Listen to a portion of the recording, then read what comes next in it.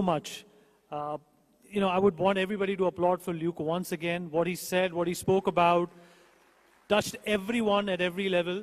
And of course, what he was trying to synopsize is that health means not only wealth, but it also means peace at a number of levels. All right, now we're going to in fact transition into something which is not as a softer facet as our health is. We're going to talk about what's next in innovation, what's next in technology. And of course, that is an area where India has been growing leaps and bounds. India is synonymous with technological advancement, technological upgradation, and technological leadership as well. And to shed more light and talk a bit about this, joining us for our next session is Mr. CarlosMontes. He's the lead of the Innovation Hub at the Cambridge University Judge Business School, and he is going to talk about how India, everyone, can become a tech superpower. Now, isn't that an amazing topic to lend your ears to? A big round of applause for him, please.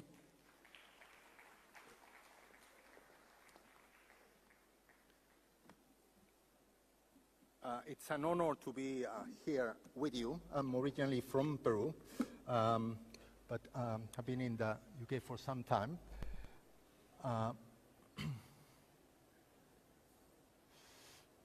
Oops, I've jumped a little.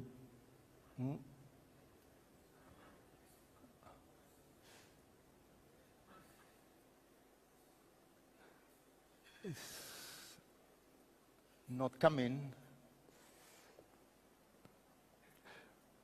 And it was quite a change from the previous conversation on lifestyle, so it's like... Just click once, don't click it. You can see the button. Is it working now? No, it should be come there. Hold on. Yeah. It should be addressed, so the visuals are quite important in this. Try once. Yeah, now it should work. Yes. So it was critical because I wanted to, although this is about how India can become that tech superpower, so very ambitious, but I start with this dress that I think, it was famous 10 years ago. So for those that will remember. So some of you, if I ask you what color is this dress, I'm asking the two colleagues there in front, what color is this dress? You will see, some people will say it's a gold color. How many people here see it as a gold color? You raise your hands. Other people will see it as blue. So it's the same picture, but there is a blue person. I actually see it as gold, and I cannot be persuaded that it's blue. And my family cannot see how I don't see it as gold. So I think I wanted to introduce this because through this conversation, I want to present things to you with a different lens. And we never like to change lenses because we are used to one kind of lens.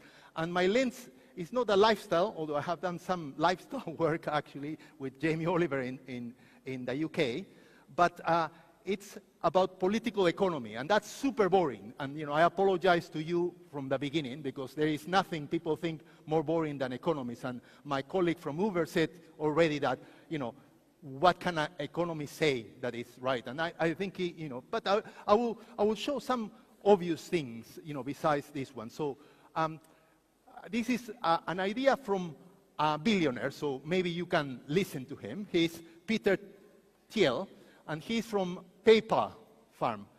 So he's with Elon Musk. He's one of the, and he says that what's really important is not what we talk, but it's the contrarian ideas.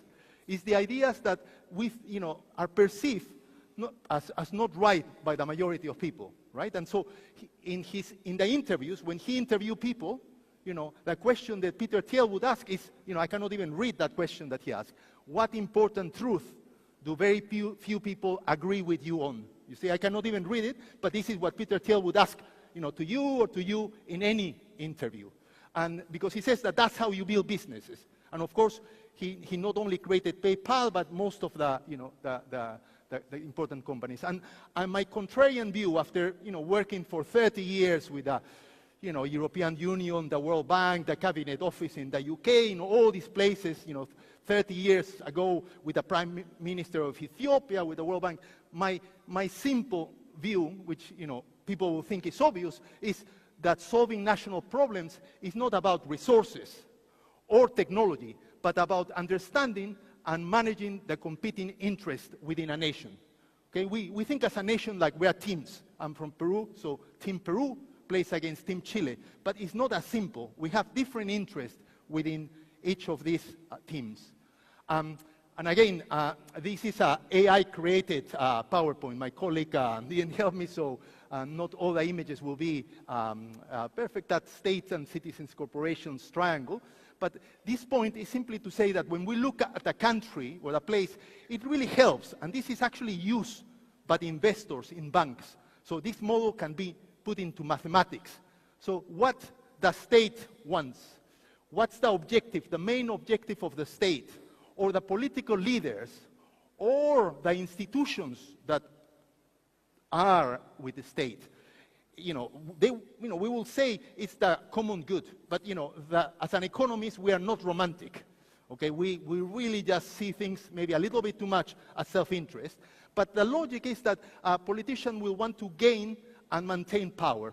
That's the rule of the game. If it's a good politician, that's what they need to do. Corporations as well, for economists, is simple: maximize profits. And citizens, you can have prosperity that people interpret it, as well-being, freedom. We have different ideas of what that will be. But with this simple model, people could look at different countries, right? So North Korea, to put a simple case, in North Korea, if you are a politician there, you need just to have the support of your essential supporters, right? Who would that be? That will be the officials from the party, the military, and as a state, what you need to do is reward those essential supporters. So you provide private support to them, private benefits to them, and that is the way that the regime will work. Scandinavian countries, Finland, Switzerland, they historically have had a broader, and this has been also changing, but it has been a broader set of the population so the aim of the regime is to provide public goods for the entire population. So that makes them more citizen-centric. So briefly, Peru, just to mention it, obviously, these are Peru and Ethiopia, countries of more unstable kind of coalitions. And in the case of Peru, for example, we have had 6 presidents since the year 2000 that are in jail or indicted. So that just shows you an idea. In Ethiopia, again, there are narrow groups that get into the power, into power, and it's contested by the groups that are excluded. So that's how you understand a simple analysis of the political economy. And then you get countries like China, US, and EU, your political, powers. And, in a simple way, we can say that China is a state-led country with periodic market reforms. The US is a corporate-led with periodic populist interventions. And the EU is a citizen-centric with comprehensive regulations. So, just for illustration, this has some data, but for illustration, and because it was done with some initial numbers, you can see that countries on the top is where state power is higher. Countries on the right, so Japan, UK, US, will be more where corporate power is more predominant. And on the left, where there is more citizen power, so Norway, Denmark, Finland, Estonia. So the reason I use that triangle is because when we talk about technology, and we always say, oh, AI is going to solve everything, the printing press, we heard before that the printing press did not solve everything. It took 400 years until education, that made it happen. But these are, the most famous new people in economics, as Emoglu and Johnson. And they say the obvious, with all their story is, the thing that is abundantly clear is that there is nothing automatic about new technologies bringing widespread prosperity. So technologies are not going to bring us this prosperity, but if they do or not depends on the economic, social, and political choice. So the choices that I mentioned before, if you were more into the state side, or more in the corporate side, or more in the citizen side, that's what's going to determine how your technology actually works. So when we say that in India, technology could work in this way or that way, it's going to depend on exactly, how it fits to the model that we have. So it comes to the obvious things, that China obviously has a technology model that is state-led, with limited market, unpredictable regulations, state-backed, where data collection favors the state. In the case of US, obviously it's corporate-led, minimal regulation, and corporates own the data. And this is something that the colleague from Uber mentioned on how actually all that data is with the corporations. And the EU is more citizen-centric, has comprehensive regulations. They have the GDPR, a very detailed list of regulations. And so from that is to say that obviously these countries have done incredibly well.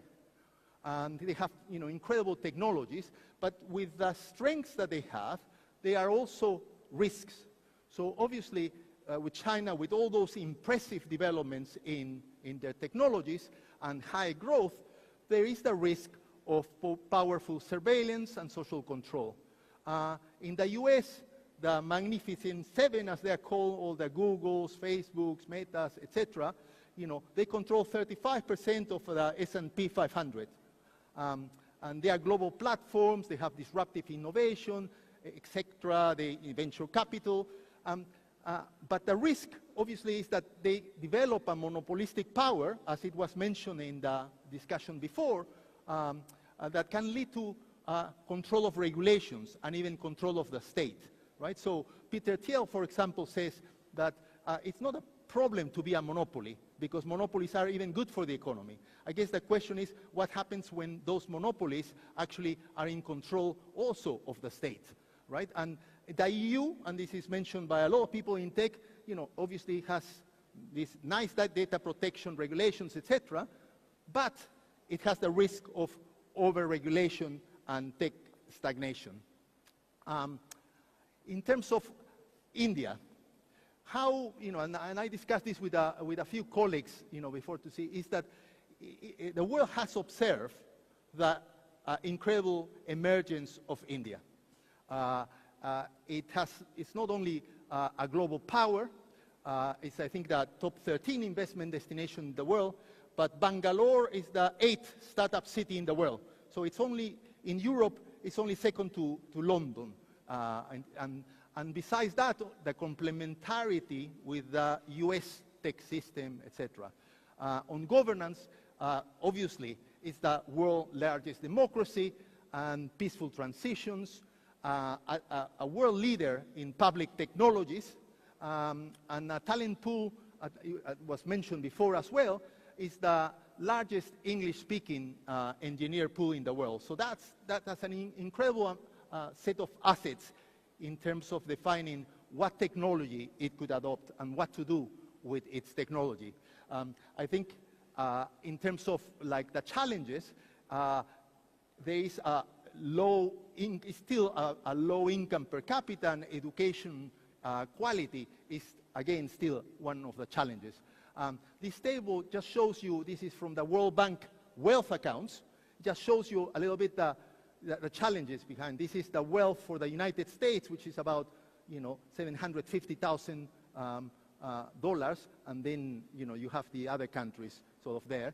And then this is a table that I mentioned in terms of how that city in India is like after Shanghai, the 8th startup city in the world. And now the key point is how to become that tech superpower. And the colleague again from Uber mentioned before the challenge. He even said India needs to be in a war footing in order to achieve this. And what I present here is that a key thing that India needs to do is look at the options that other people have taken. So China has made amazing progress, but at the same time, it had a historical time of open trade, etc., that it's not available anymore. And the fact that India has the world's largest democracy as well makes it, difficult to sort of look at China as an example. In terms of the United States and the EU, I think the difference is in terms of, again, the initial stock of human capital in the countries. So looking as an economist, simply, one would say the best option for India will be to choose a technology that fits the needs of empowering its people. And so that's something that we all would agree with, but I think the challenge is that sometimes the political economy does not lead you to that, because, and therefore, as a way to think what are the things that India could do to do that, it's similar to this idea of being single-minded, and it's one of the issues will be to sort of begin to think about technology maybe as a unifier in the country, as a way to think, in order to empower people, the only way that we're going to be able to empower people and give them the education and access to services that they need will be by creating a different kind of technology, not a technology that it's used for simply maximizing profits, but technologies that are directed at helping and people.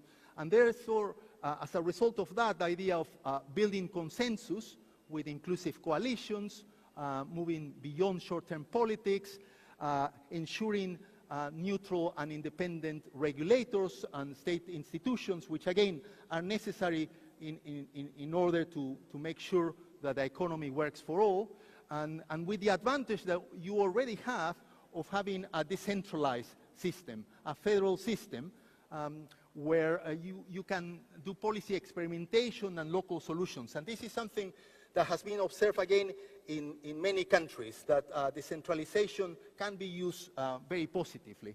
And the second sort of key way to get there is to double down on something that you already do, which is this public-private innovation.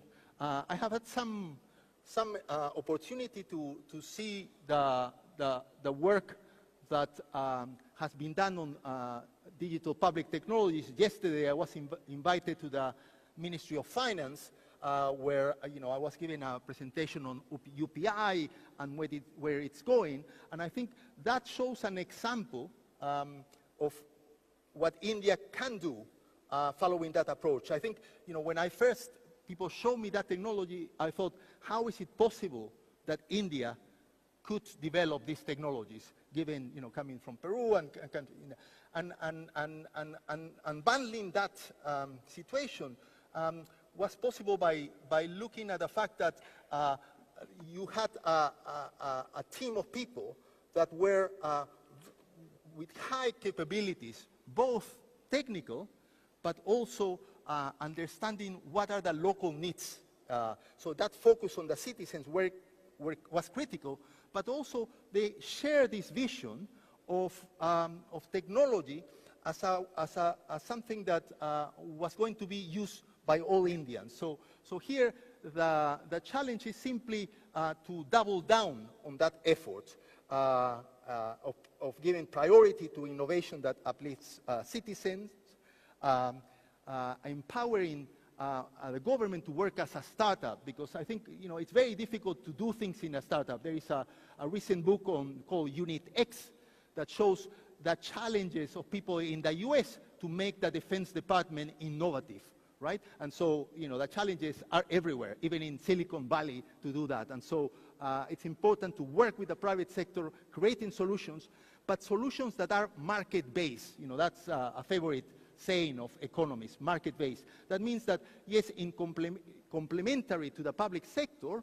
but it needs to be financially sustainable. And as a result of that, I sort of think, and this is talking to some Indian colleagues, that with this united idea of what can be achieved in the future, it is possible to have what I call the ultimate prize for India.